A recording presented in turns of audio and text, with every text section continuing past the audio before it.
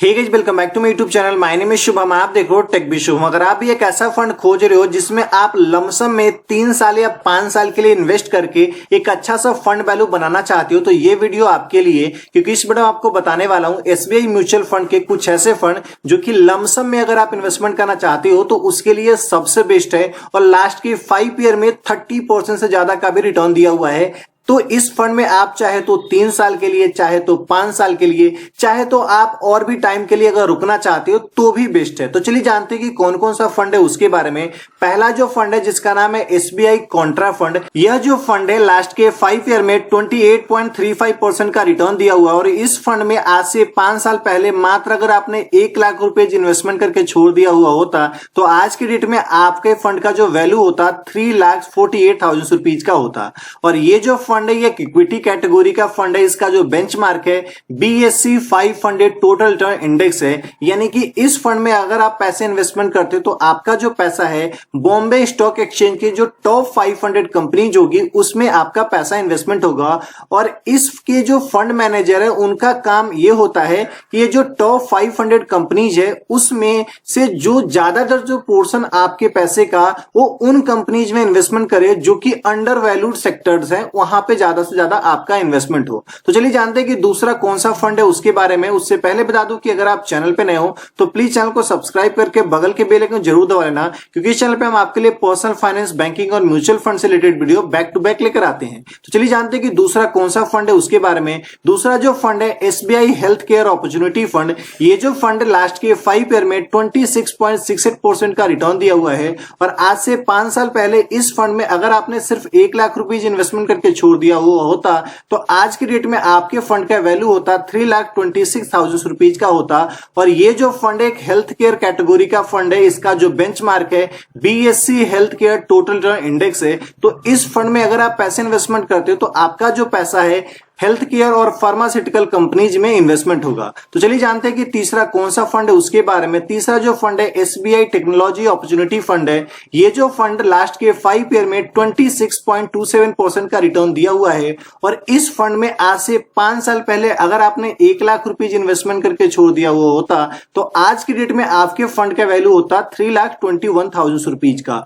ये जो फंड एक टेक्नोलॉजी कैटेगरी का फंड है, यानी कि IT सेक्टर का फंड है और इस फंड का जो बेंचमार्क है BSE technology total return index है। इस फंड में अगर आप पैसे इन्वेस्टमेंट करते हो तो आपका जो पैसा है IT सेक्टर में इन्वेस्टमेंट होगा। तो अगर आपको लगता है कि आने वाले टाइम में IT सेक्टर में ग्रोथ है तो आप अपना पैसा इस वाले फंड में इन्वेस्टमेंट कर सकते हो। ऐसे में आपको बता दूं AI दिन पर दिन जो है ना डेवलप हो जा रही है और AI को डेवलप कौन करता है? IT कंपनीज ही करता है। तो जब IT कंपनीज ही AI को डेवलप कर रहा है तो दैट मीन्स कि इसके जो आगे का फ्यूचर ग्रोथ है वो तो है ही है। बाकी आप अपने लेवल पर देख लेना, अगर आपको सही लगता है तभी इन्वेस्टमेंट करना। तो चलिए जानते हैं कि चौथा कौन सा फंड है उसके बारे में। चौथा जो फंड है SBI Magna mid cap fund. ये जो फंड लास्ट के 5 ईयर में 23.64% का रिटर्न दिया हुआ है।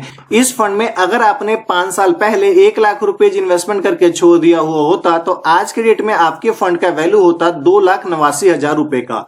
और ये जो फंड एक मिड कैप कैटेगरी का फंड है, इस फंड का जो बेंचमार्क है Nifty mid cap 150 total return index है। इस फंड में अगर आप पैसे इन्वेस्टमेंट करते हो तो आपका जो पैसा है निफ्टी मिड कैप के जो टॉप 150 कंपनी जो होंगी उसमें आपका पैसा इन्वेस्टमेंट होगा। ये ऐसी कंपनीज होती है जिसमें हायर पोटेंशियल होता है लार्ज कैप कंपनीज बनने के लिए, तो इसमें ग्रोथ भी होता है। तो चलिए जानते हैं कि पांचवा कौन सा फंड है उसके बारे में। पांचवा जो फंड है जिसका नाम है एसबीआई इंफ्रास्ट्रक्चर फंड। ये जो फंड लास्ट के 5 ईयर में 23.51% का रिटर्न दिया हुआ है और इस फंड में आज से 5 साल पहले आपने अगर 1 लाख रुपीज इन्वेस्टमेंट करके छोड़ दिया हुआ होता तो आज की डेट में आपके फंड का वैल्यू होता 2,87,000 रुपए का। और ये जो फंड एक इंफ्रास्ट्रक्चर कैटेगरी का फंड है और इस फंड का जो बेंचमार्क है Nifty infrastructure total return index है। और इस फंड में अगर आप पैसे इन्वेस्टमेंट करते हो तो आपका जो पैसा है उन कंपनीज में इन्वेस्टमेंट होता है जो इंफ्रास्ट्रक्चर डेवलपमेंट पे काम करती है, उन्हीं के स्टॉक में इन्वेस्टमेंट होगा। तो अगर आपको लगता है कि आने वाले टाइम में इंफ्रास्ट्रक्चर में ग्रोथ है तो ही आप इन्वेस्टमेंट करना, अदरवाइज नहीं करना। मैं आपको बता दूं ये जो वीडियो एजुकेशनल पर्पस के लिए बनाया गया है तो आप उसे उसी वे में लेना। किसी भी फंड में इन्वेस्टमेंट करने से पहले थोड़ा सा अपने लेवल पे रिसर्च कर लेना, अपने फंड एडवाइजर से सलाह लेना, उसके बाद ही आप इन्वेस्टमेंट करना। तो ये है एसबीआई म्यूचुअल फंड के बेस्ट ऐसे फंड जिसमें आप लमसम में इन्वेस्टमेंट करके एक अच्छा सा फंड वैल्यू बना सकते हो। तो चलिए वन बाय वन देखते हैं कि कौन सा फंड किसके लिए बेस्ट है, कितने टाइम के लिए इन्वेस्टमेंट करने पर ज्यादा रिटर्न आ सकता है। उसके बाद यहाँ पे देखोगे तो ये पूरे के पूरे जो भी मैंने 5 आपको फंड्स बताए हैं उसका स्नैपशॉट अवेलेबल है कि ये जो फंड है वो लास्ट के 5 ईयर में कितना रिटर्न दिया हुआ है। और इस फंड में अगर आपने आज से 5 साल पहले 1 लाख रुपीज इन्वेस्टमेंट करके छोड़ दिया हुआ होता तो आज के डेट में आपकी फंड वैल्यू कितनी होती। तो अगर आपको रिक्वायरमेंट है तो स्क्रीनशॉट लेकर रख लो। मैं आपको बताऊं एसबीआई कॉन्ट्रा फंड, ये फंड उनके लिए बेस्ट है जो कम से कम 5 साल के लिए प्लान करते हैं, तो वो इस वाले फंड को चूज कर सकते हैं। SBI health care opportunity fund, ये फंड 5 साल के लिए भी अगर करना चाहते हो, 3 साल के लिए करना चाहते हो, 7 साल के लिए करना चाहते हो तो भी बेस्ट है। एसबीआई टेक्नोलॉजी अपॉर्चुनिटी फंड जो है वो 5 साल से ज्यादा का अगर प्लान करते हो तभी करना। और मिड कैप जो फंड है वो मिड कैप फंड तो आप 5 साल और 7 साल के लिए परफेक्ट रहेगा।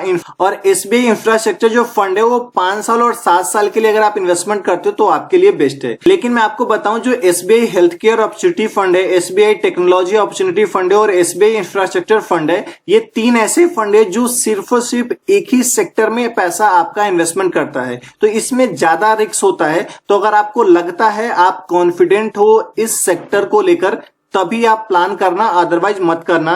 नहीं तो मिड कैप जो है वो ऐसे फंड है जो हर एक सेक्टर में डील करता है। कॉन्ट्रा फंड भी क्या है कि हर एक सेक्टर में डील करता है। तो आप अपने लेवल पे सबसे पहले रिसर्च करो कि आप कितना रिस्क लेने के लिए कैपेबल हो, उसके बाद ही आप प्लान करना कि कौन सा फंड आपके लिए अच्छा है। बाकी कैसी लगी वीडियो कॉमेंट करके जरूर बताइएगा। कोई भी डाउट एंड क्यूरी हो कॉमेंट सेक्शन में कॉमेंट कर देना, जरूर आपको रिप्लाई मिल जाएगा। मिलेंगे इस तरह के नेक्स्ट वीडियो में, तब तक के लिए धन्यवाद। Stay safe, take care.